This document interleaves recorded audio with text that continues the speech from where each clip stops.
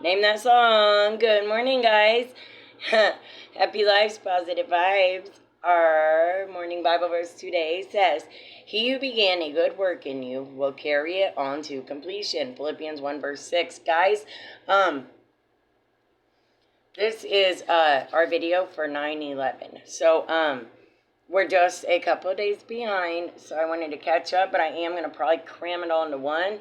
Plus, being, a day of memory like that, it probably wouldn't hurt that we had quite a bit in one. There's a lot of people, a lot of us might not realize this, but there really is still a lot of people out there suffering due to what happened on 9/11.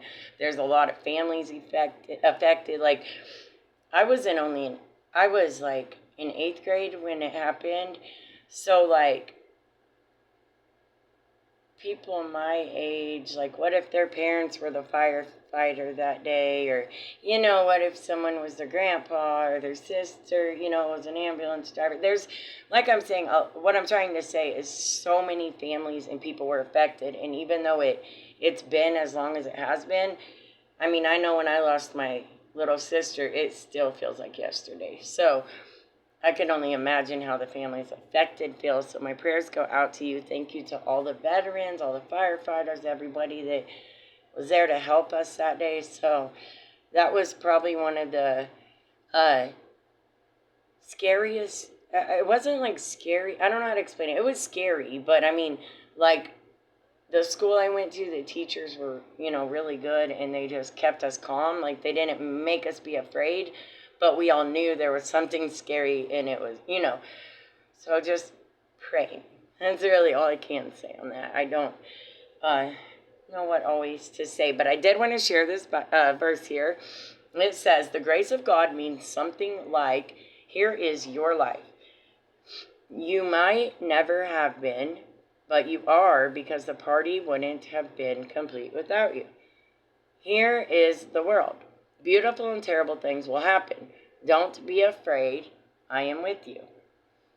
Nothing can ever separate us. It's for you I created the universe. I love you." Written by Frederick Buckner. I love that. Oh, that's really sweet. I love that. God does love you. He did create the universe. Nothing will separate our love from Him and us. And we don't have to be afraid. And Emmanuel, God is with us. Good job, Frederick. All right, God's promises. "The Lord does not see as a man sees. For man looks at the outward appearance, but the Lord looks at the heart." 1 Samuel 16, verse 7. How wonderful that God calls the seemingly unqualified to serve Him.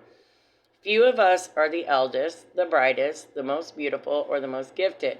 But God does not judge us by our outward appearance. God is not distracted by style, personality, appearance, or achievement. Bless you. His gaze pierces the flesh and weighs the heart. Then He places His hand upon sincere souls and turns shepherds into kings. Alicia Britt Cole.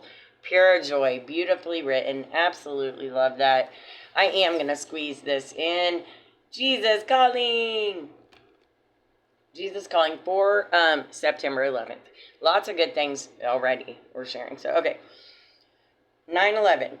Rejoice in me always. No matter what is going on, you can rejoice in your love relationship with me, with God.